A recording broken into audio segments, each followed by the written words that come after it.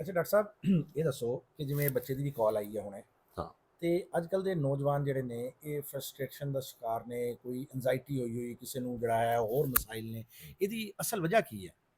ਇਹ ਜਿਵੇਂ ਇਸ ਬੱਚੇ ਨਾਲ ਵੀ ਤੁਹਾਡੀ 10-15 ਜੀ ਮਿੰਟ ਗੱਲ ਹੋਈ ਆ, ਇਹ ਕਹਿੰਦਾ ਮੈਂ ਐਂਜ਼ਾਈਟੀ ਦਾ ਸ਼ਿਕਾਰ ਹਾਂ, 25 ਸਾਲ ਦੀ ਏਜ ਆ, ਇਹਦੀ ਕੀ ਵਜ੍ਹਾ ਕੀ ਹੁੰਦੀ ਹੈ ਇਹਦੀ? ਜੀ ਅਸਲ 'ਚ ਪਤਾ ਕੀ ਹੈ, ਤੁਸੀਂ ਗੌਰ ਕਰੋ ਆਪਣੇ ਦਾਦਾ ਜੀ ਵੱਲ ਘਰਾਂ ਦੇ ਵਿੱਚ ਨਾ, ਔਰ ਫਿਰ ਮੈਂ ਦੇਖਾਂ ਆਪਣੇ ਦਾਦਾ ਜੀ, ਆਪਣੇ ਵਾਲਿਦ ਸਾਹਿਬ, ਉਹਨਾਂ ਦੇ ਘਰਾਂ ਦੇ ਕੀ ਮਾਹੌਲ ਸੀ। ਮਾਹੌਲ ਦੇ ਵਿੱਚ ਨਾ ਇੱਕ ਮਿਜ਼ਾਜ ਸੀ, ਹਰ ਘਰ ਦਾ ਇੱਕ ਮਿਜ਼ਾਜ ਹੈ। ਮਸਲਨ ਸਾਡੇ ਘਰ ਦਾ ਮਿਜ਼ਾਜ ਮੈਨੂੰ ਯਾਦ ਹੈ ਦਾਦਾ ਜੀ ਕਿ ਸਵੇਰੇ ਸਵੇਰੇ ਜਿਹੜਾ ਸਾਡੀ ਅੱਖ ਖੁੱਲਦੀ ਸੀ ਨਾ, ਉਹ ਖੁੱਲਦੀ ਸੀ ਜਦੋਂ ਦਾਦਾ ਜੀ ਦੀ ਆਵਾਜ਼ ਦੇ ਵਿੱਚ ਤਲਾਵਤ ਦੀ ਆਵਾਜ਼ ਆ ਰਹੀ ਹੁੰਦੀ ਸੀ। ਮਤਲਬ ਸੁਬਾਹ ਅੱਖ ਤਾਂ ਖੁੱਲਦੀ, ਉਹ ਪੜ੍ਹਦੇ ਵਾਲਾ ਰਹਿਮਾਨ ਆਵਾਜ਼ ਆ ਰਹੀ ਹੁੰਦੀ ਸੀ ਕਿ ਉਹ ਕੱਢ ਰਿਹਾ। ਅੱਛਾ, ਇੱਕ ਫੱਟਾ ਵੀ ਸਾਈਡ ਤੇ ਵਿਹੜੇ 'ਚ ਪਿਆ ਹੁੰਦਾ ਸੀ ਜਿਹਦੇ ਤੇ ਨਮਾਜ਼ ਪੜ੍ਹਨੀ ਹੁੰਦੀ ਸੀ ਸਾਰਿਆਂ ਨੇ। ਅੱਛਾ, ਘਰ ਦੇ ਵਿੱਚ ਇੱਕ ਮਿਜ਼ਾਜ ਸੀ ਪੂਰਾ, ਜਿਹੜਾ ਇਨਵਾਇਰਮੈਂਟ ਕਰਦਾ ਹੁੰਦਾ ਹੈ।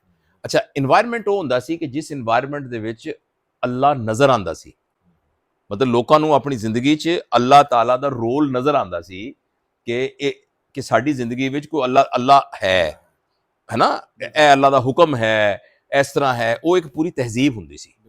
ਅੱਛਾ, ਹੁਣ ਪਿਛਲੇ ਕੁਝ ਅਰਸੇ ਤੱਕ ਖਾਸ ਤੌਰ ਤੇ ਆਪਣੇ ਮੁਲਕ ਦੇ ਵਿੱਚ ਅਸੀਂ ਆਪਣੀ ਸ਼ਨਾਖਤ ਔਰ ਆਈਡੈਂਟੀਟੀ ਬਿਲਕੁਲ ਭੁੱਲ ਗਏ ਨੇ।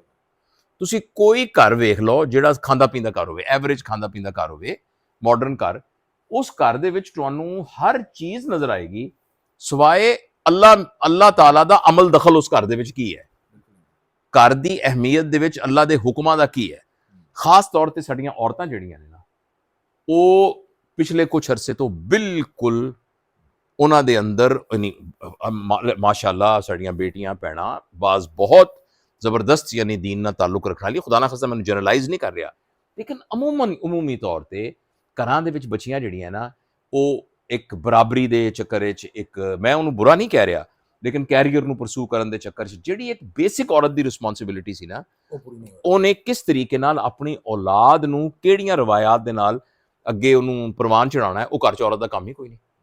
ਔਰਤ ਦਾ ਮੇਨ ਕੰਮ ਜਿਹੜਾ ਹੈ ਉਹ ਇੱਕ ਯਾਨੀ ਕੱਪੜੇ ਔਰ ਫੈਸ਼ਨ ਔਰ ਟ੍ਰੈਂਡਸ ਔਰ ਇਹ ਡਰਾਮੇ ਔਰ ਇਹ ਦੁਨੀਆ ਜੋ ਹੋ ਰਿਹਾ ਹੈ, ਇਹ ਉਹਦਾ ਹੈਗਾ। ਸੋਸ਼ਲ ਲਾਈਫ, ਉਹਦੇ ਘਰ ਕੀ ਹੋ ਰਿਹਾ, ਉਹਦੇ ਘਰ ਕੀ ਹੋ ਰਿਹਾ, ਇਹ ਟ੍ਰੈਂਡ ਹੈ। ਅੱਛਾ, ਮਰਦ ਜਿਹੜੇ ਨੇ ਉਹਨਾਂ ਨੂੰ ਇਹੀ ਕਿਹਾ ਜਾ ਰਿਹਾ ਕਿ ਤੁਸੀਂ ਕੈਰੀਅਰ ਬਣਾਉਣਾ ਹੈ, ਕੈਰੀਅਰ ਬਣਾਉਣਾ, ਤੂੰ ਵੱਡੇ ਤਰੱਕੀ ਕਰਨੀ ਹੈ, ਤੂੰ ਫਿਰ ਇਹ ਕਰਨਾ ਹੈ, ਫਿਰ ਤੂੰ ਇਹ ਕਰਨਾ ਹੈ। ਉਹਨਾਂ ਦੀ ਜ਼ਿੰਦਗੀ ਦੇ ਵਿੱਚ ਵੈਲਿਊਜ਼, ਰਿਲੇਸ਼ਨਸ, ਰਿਸ਼ਤੇ ਦੇਖਣਾ, ਹੁਣ ਤੇਰੇ ਕੋਲ ਕਿੰਨਾ ਪੈਸਾ ਹੋਵੇ, ਮੇਰੇ ਕੋਲ ਕਿੰਨਾ ਪੈਸਾ ਹੋਵੇ, ਇਹ ਪੈਸਾ ਤੇਰੇ ਮੇਰੇ ਦੁੱਖ ਨੂੰ ਨਹੀਂ ਵੰਡ ਸਕਦਾ। ਵੰਡ ਕੀ ਸਕਦਾ ਹੈ ਕਿ ਯਾਰ ਮੈਂ ਪਰੇਸ਼ਾਨ ਸੀ ਤੇ ਇਹਨਾਂ ਮੇਰਾ ਪੁੱਤਰ ਮੇਰੇ ਕੋਲ ਆ ਕੇ ਬੈਠਾ। ਅੱਛਾ, ਮੇਰੀ ਇੱਕ ਭੂਆ ਹੈ, ਮੈਂ ਆਪਣੀ ਭੂਆ ਕੋਲ ਗਿਆ, ਮੇਰੀ ਇੱਕ ਖਾਲਾ ਹੈ, ਮੇਰਾ ਇੱਕ ਦੋਸਤ ਹੈ, ਅਸੀਂ ਬਹਿ ਕੇ ਇੱਕ ਦੂਜੇ ਦੇ ਦੁੱਖ ਸੁੱਖ ਗੁਣਾਉਂਦੇ, ਕੋਈ ਨਹੀਂ ਯਾਰ ਮੇਰਾ ਭਰਾ ਹੈਗਾ, ਤੂੰ ਫਿਕਰ ਨਾ ਕਰ, ਮੈਂ ਤੇਰੇ ਨਾਲ ਹੈ। ਇਹ ਜਿਹੜਾ ਰਿਲੇਸ਼ਨਸ਼ਿਪ ਹੈ ਨਾ, ਇਹ ਰਿਲੇਸ਼ਨਸ਼ਿਪ ਇਨਸਾਨ ਨੂੰ ਖੁਸ਼ੀ ਦਿੰਦਾ ਹੈ। ਖੁਸ਼ੀ ਮੁਹੱਬਤਾਂ ਤਾਲੁਕਾਤ ਨਾਲ ਆਉਂਦੀਆਂ ਨੇ। ਇੱਕ ਅੱਛਾ, ਔਰ ਤਾਲੁਕਾਤ ਕਿਵੇਂ ਬਣਦੇ ਨੇ? ਹੁਣ ਮੇਰਾ ਤੁਹਾਡੇ ਨਾਲ ਤਾਲੁਕਾਤ ਕਿਵੇਂ ਬਣੇਗਾ, ਜਾਂ ਤੁਹਾਡਾ ਮੇਰਾ ਕਿਵੇਂ ਤਾਲੁਕ? ਜਦੋਂ ਮੈਨੂੰ ਲੋੜ ਪਈ ਹੈ ਤੁਸੀਂ ਮੇਰੀ ਖਾਤਰ ਕੁਰਬਾਨੀ ਦਿਓਗੇ, ਤੁਹਾਨੂੰ ਲੋੜ ਪਏਗੀ ਮੈਂ ਕੁਰਬਾਨੀ ਦੇਵਾਂਗਾ। ਇਹ ਜਿਹੜੀ ਕੁਰਬਾਨੀ ਹੈ ਨਾ, ਇਹ ਤਾਲੁਕ ਬਣਾਉਂਦੀ ਹੈ। ਘਰਾਂ ਦੇ ਵਿੱਚ ਅਗਰ ਕੁਰਬਾਨੀ ਦੇਣਗੇ ਭੈਣ ਭਰਾ ਇੱਕ ਦੂਜੇ ਵਾਸਤੇ, ਉਹਨਾਂ दरमियान मोहब्बत, हर बंदा कहेगा मेरी जायदाद का इतना हिस्सा, मेरी जायदाद का इतना हिस्सा मेरे पास, तो उनके दरमियान कोई नहीं होगी। इसी तरीके से बिजनेस पार्टनर अगर कुर्बानी देंगे, तो ਜਿਹੜੀ ਕੁਰਬਾਨੀ ਹੁੰਦੀ ਹੈ ਨਾ, ਕੁਰਬਾਨੀ ਇੱਕ ਪੋਜ਼ਿਟਿਵ ਮਾਨਿਆਂ ਦੇ ਵਿੱਚ ਉਹ ਡਿਵੈਲਪ ਹੁੰਦੀ ਹੈ ਜਦੋਂ ਕੁਰਬਾਨੀ ਦੇਣ ਦਾ ਘਰ ਦੇ ਵਿੱਚ ਕੋਈ ਕਲਚਰ ਹੋਏਗਾ, ਘਰ 'ਚ ਕੋਈ ਵੈਲਿਊ। ਤਾਂ ਘਰ ਦਾ ਕਲਚਰ ਬਿਲਕੁਲ ਖਤਮ ਹੋ ਗਿਆ। ਅਗਰ ਗੌਰ ਨਾਲ ਦੇਖੋ ਸਾਡੇ ਘਰ ਦਾ ਨਾ, ਸਾਡੇ ਐਵਰੇਜ ਘਰਾਂ ਦਾ ਕਲਚਰ ਬਿਲਕੁਲ ਇੱਕ ਤਰ੍ਹਾਂ ਦਾ ਮਸਨੂਈ ਜਾਲੀ, ਜ਼ਰੂਰੀ ਸੁਣ ਲਓ, ਮਸਨੂਈ ਜਾਲੀ ਕਲਚਰ ਹੋਇਆ ਪਿਆ। ਔਰ ਐਸਾ ਹੈ ਕਿ ਉਹਦਾ ਕੋਈ ਸਾਡੀ ਤਹਿਜ਼ੀਬ ਨਾਲ ਕੋਈ ਤਾਲੁਕ ਨਹੀਂ, ਔਰ ਅੱਲਾ ਦੇ ਦੀਨ ਨਾਲ ਤਾਂ ਕੋਈ ਤਾਲੁਕ ਹੀ ਕੋਈ ਨਹੀਂ ਹੈਗਾ। ਯਾਨੀ ਜੋ ਦੀਨ ਦੀ ਰਿਕੁਆਇਰਮੈਂਟ ਹੈ, ਨਾ ਸਾਡੇ ਵਿਆਹ ਸ਼ਾਦੀ 'ਚੋਂ ਨਜ਼ਰ ਆਏਗੀ, ਨਾ ਸਾਡੇ ਮਰਨੇ ਦੇ ਵਿੱਚੋਂ ਨਜ਼ਰ ਆਏਗੀ, ਨਾ ਸਾਡੇ ਉੱਠਣ ਬੈਠਣ 'ਚ ਨਜ਼ਰ ਆਏਗੀ, ਨਾ ਸਾਡੇ ਡੀਲਿੰਗ 'ਚ ਨਜ਼ਰ ਆਏਗੀ, ਕਿਸੇ ਜਗ੍ਹਾ ਤੇ ਨਜ਼ਰ ਹੀ ਨਾ ਸਾਡੀ ਗੁਫ਼ਤਗੂ 'ਚ ਨਜ਼ਰ ਆਏਗੀ। ਤੇ ਐਸੀ ਸੂਰਤ ਦੇ ਵਿੱਚ ਫਿਰ ਟੈਨਸ਼ਨ ਨਾ ਹੋਵੇ, ਐਂਜ਼ਾਇਟੀ ਨਾ ਹੋਵੇ। ਤੁਸੀਂ ਦੇਖੋ ਨਾ, ਇੱਕ ਇਹ ਟੈਲੀਫੋਨ ਬਣਾਇਆ ਨਾ ਕੰਪਨੀ ਨੇ, ਉਹਨਾਂ ਨੇ ਕਿਹਾ ਵੀ ਇਹ ਜਿਹੜਾ ਨਾ, ਇਹ ਹੈ ਚਾਰਜਰ ਦੀ ਤਾਰ। ਤੁਸੀਂ ਕਹੋ ਯਾਰ ਮੈਂ ਲਿਆ ਲੱਖ ਰੁਪਏ ਦਾ, ਇਹ ਮੈਂ ਇੱਥੇ ਪਾਉਂਗਾ, ਮੇਰਾ ਫੋਨ ਹੈ, ਮੈਂ ਇਹਦੇ 'ਚ ਪਾਉਂਗਾ, ਮੇਰਾ ਫੋਨ ਹੈ, ਮੈਂ ਲੱਖ ਰੁਪਏ ਦਾ ਲਿਆ, ਮੇਰਾ ਫੋਨ ਹੈ ਨਾ, ਹਾਂ ਇਹ 'ਚ ਪਾਵਾਂ। ਅੱਛਾ, ਹੁਣ ਕੀ ਹੋਏਗਾ ਇਹਦੇ ਨਾਲ? ਤੁਸੀਂ ਹਸ਼ਰ ਦੇਖੋ ਕੀ ਹੋਏਗਾ।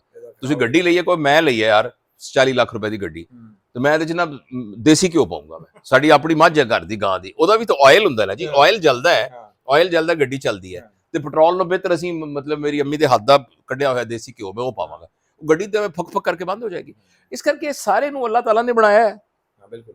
ਹੁਣ ਇਸ ਮਸ਼ੀਨ ਦਾ ਇੱਕ ਕੰਮ ਰੱਖਿਆ ਨਾ ਕਿ ਸੋਚਣਾ ਇਸ ਮਸ਼ੀਨ ਨੇ ਕਿਵੇਂ ਹੈ, ਦੇਖਣਾ ਕਿਵੇਂ ਹੈ, ਫੜਨਾ ਕਿਵੇਂ ਹੈ। ਤੁਸੀਂ ਕਹੋ ਮੇਰਾ ਹੱਥ ਹੈ, ਜਿਵੇਂ ਤੁਹਾਨੂੰ ਹਾਸੀ ਆਈ ਨਾ ਇਸ ਗੱਲ ਤੇ ਕਿ ਤੁਸੀਂ ਪੋਰਟ ਇਹਦੇ ਚ ਪਾਣੀ ਹੈ ਦੂਜੀ ਜਗ੍ਹਾ ਤੇ, ਤੁਹਾਨੂੰ ਹੱਸੀ ਆਈ ਇਸ ਗੱਲ ਤੇ ਮੈਂ ਆਪਣੀ ਅੱਖਾਂ ਨੂੰ ਕਿੱਥੇ ਇਸਤੇਮਾਲ ਕਰਨਾ ਹੈ, ਮੈਂ ਆਪਣੇ ਦਿਮਾਗ ਨੂੰ ਕਿੱਥੇ ਇਸਤੇਮਾਲ ਕਰਨਾ ਹੈ, ਮੈਂ ਕਿਹੜੀ ਚੀਜ਼ ਪੜ੍ਹਨੀ ਹੈ, ਕਿਹੜੀ ਚੀਜ਼ ਮੈਂ ਖਾਣੀ ਹੈ। ਉਹ ਜਿਹੜੀ ਬਣਾਉਣ ਵਾਲੇ ਨੇ ਜਿਹੜੀ ਮਸ਼ੀਨ ਦਾ ਮੈਨੂਅਲ ਦਿੱਤਾ ਹੋਇਆ, ਉਹ ਮੈਨੂਅਲ ਤਾਂ ਪੜ੍ਹਿਆ ਗਿਆ ਨਹੀਂ, ਮੈਨੂਅਲ ਐਵੇਂ ਚੁੰਮ ਕੇ ਆਪਾਂ ਰੱਖ ਦਿੰਦੇ ਹਾਂ, ਤੇ ਉਸ ਮੈਨੂਅਲ ਨੂੰ ਨਹੀਂ ਪੜ੍ਹਿਆ। ਔਰ ਜਿਹੜਾ ਉਸ ਮੈਨੂਅਲ ਨੂੰ ਡੈਮੋਸਟ੍ਰੇਟ ਕਰਨ ਵਾਸਤੇ ਅੱਲਾਹ ਤਾਲਾ ਨੇ ਆਪਣਾ ਖਾਸ ਬੰਦਾ ਭੇਜਿਆ, ਹਜ਼ਰਤ ਮੁਹੰਮਦ ਸੱਲੱਲਾਹੁ ਅਲੈਹਿ ਵਸੱਲਮ। ਉਹਨਾਂ ਦੀ ਜ਼ਿੰਦਗੀ ਨੂੰ ਅਸੀਂ ਕੁਝ ਦੇਖਿਆ ਨਹੀਂ, ਔਰ ਫਿਰ ਅੱਗੇ ਜਿਨ੍ਹਾਂ ਨੂੰ ਟ੍ਰੇਨਡ ਕੀਤਾ ਉਹਨਾਂ ਦੀ ਲਾਈਫ ਨੂੰ ਦੇਖਿਆ ਨਹੀਂ, ਤੇ ਫਿਰ ਇਸ ਕਰਕੇ ਸਾਰੇ ਹੁਣ ਪਰੇਸ਼ਾਨ ਹੋ ਗਏ, ਟੈਨਸ਼ਨ ਖਾਈ ਖੜੇ। ਬਿਲਕੁਲ ਇਹ ਗੱਲ ਹੈ। ਹਾਂ sir, thank you sir, thank you.